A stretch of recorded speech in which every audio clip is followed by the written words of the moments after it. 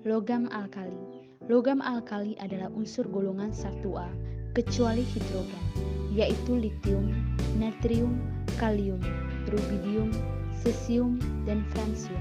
Kata alkali berasal dari bahasa Arab yang berarti abu. Air abu bersifat basah, karena logam golongan 1A dapat membentuk basa kuat yang larut dalam air, maka disebut logam alkali. Unsur-unsur ini memiliki sifat-sifat yang mirip, yaitu berkilau, lunak, sangat reaktif pada suhu dan tekanan standar, serta mudah terbakar saat bereaksi dengan air. Unsur ini tidak dapat dijumpai dalam bentuk unsur di alam dan biasanya disimpan dalam minyak mineral atau kerosen. Kelimpahan di bumi. Dalam kerak bumi terdapat 2,6% natrium, 2,4% kalium, 0,03% rubidium, 0,007% litium, dan 0,0007% cesium. A. Na dan K terdapat dalam jumlah yang cukup banyak di air laut, kerak bumi, dan komponen dari tumbuh-tumbuhan. B. Li, Rb, Cs terdapat dalam jumlah yang relatif sedikit di air laut dan kerak bumi. C. Fr jarang ditemukan karena merupakan hasil peluruhan bahan radioaktif Ac dengan waktu 21 menit. Unsur yang paling banyak ditemui adalah Na dan K. Kedua unsur ini banyak terdapat dalam air laut dalam bentuk senyawa NaCl dan KCl. Sedangkan unsur alkali yang paling sedikit dijumpai adalah francium. Hal ini disebabkan francium merupakan unsur radioaktif yang memancarkan sinar beta dengan waktu paruh yang pendek sekitar 21 menit, kemudian segera berubah menjadi unsur tarium. Logam francium dihasilkan dari unsur aktrium dengan pemancaran sinar alfa. Sebagai unsur-unsur alkali yang paling banyak dijumpai di alam, tidak aneh jika unsur natrium dan kalium ikut berperan dalam metabolisme pada tubuh makhluk hidup.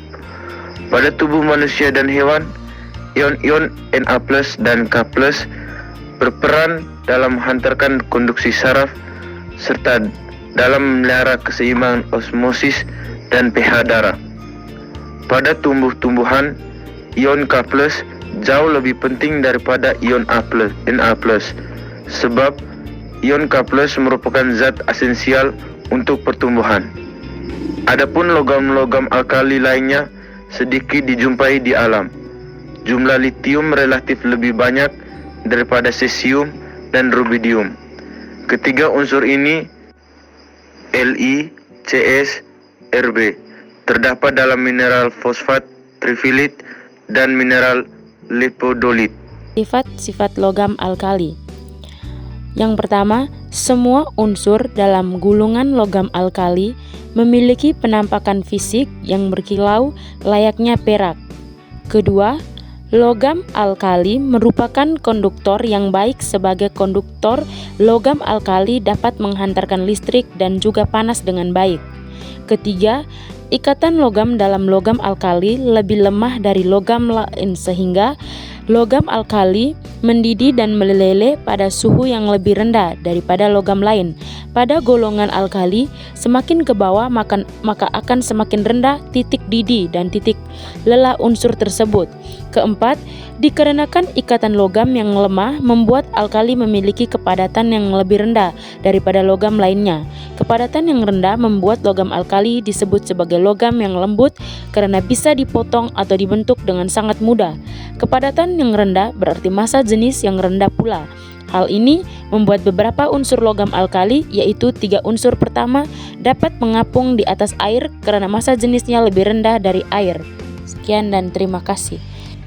Logam alkali memiliki 1 elektron di kulit terluar yang terikat secara longgar sehingga jari-jari atomnya besar. Titik jari-jari atom yang besar mengakibatkan logam alkali memiliki energi ionisasi yang rendah daripada logam lainnya. Energi ionisasi yang rendah mengakibatkan logam alkali sangatlah reaktif. Artinya, Logam alkali sangatlah mudah bereaksi dengan unsur lain. Titik logam alkali dapat bereaksi dengan berbagai unsur non-logam seperti halogen dan oksigen, serta bereaksi terhadap udara, bahkan bisa meledak saat bereaksi dengan air. Logam alkali memiliki satu elektron valensi, membuatnya mudah membentuk kation atau ion positif. Kecenderungannya membentuk kation membuat logam alkali sangatlah tereduksi sehingga dapat menjadi reduktor atau agen pereduksi yang efektif bagi berbagai reaksi kimia. Kegunaan logam alkali. Yang pertama, hidrogen. Hidrogen digunakan untuk membuat amonia dan metanol, pemurnian minyak bumi, menghilangkan ikatan rangkap karbon-karbon, dan sebagai pengolahan pangan untuk mengkonversi minyak nabati yang berwujud cair menjadi padat. Yang kedua, litium. Litium digunakan dalam baterai kalkulator, baterai jam, baterai kamera, alat pacu jantung, bahan campuran logam, sintesis senyawa organik, dan aplikasi nuklir. Yang ketiga, natrium. Natrium digunakan sebagai bahan pendingin pada reaktor nuklir dan lampu penerangan di jalan raya atau pada kendaraan. Yang keempat, kalium.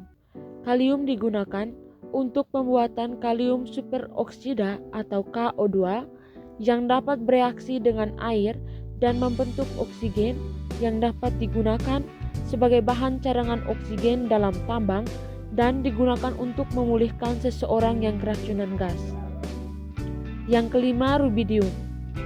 Rubidium digunakan dalam filamen sel fotolistrik yang mengubah energi cahaya menjadi energi listrik. Yang keenam, cesium. Cesium digunakan sebagai katode pada lampu-lampu elektronik. Proses pembuatan logam alkali. Pertama, litium diperoleh dengan elektrolisis lelehan LiCl. LiCl menghasilkan Li plus L direaksikan dengan Cl-L. Katoda, Li plus L direaksikan dengan elektron menghasilkan Li. Anoda, Cl-L menghasilkan 3/2 Cl2G direaksikan dengan elektron. Kedua, natrium dibuat dari elektrolisis lelehan natrium klorida yang dicampur dengan kalsium klorida disebut proses Down. Kalsium klorida berfungsi untuk menurunkan titik cair dari 800 oC sampai 500 oC. NaCl menghasilkan Na plus L direaksikan dengan Cl-L. Katoda, Na plus L direaksikan dengan elektron menghasilkan NaL.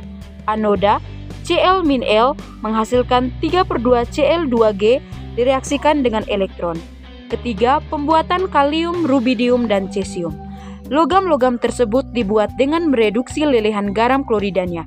Reaksi NaS direaksikan dengan KCl menghasilkan NaCl direaksikan dengan Ks.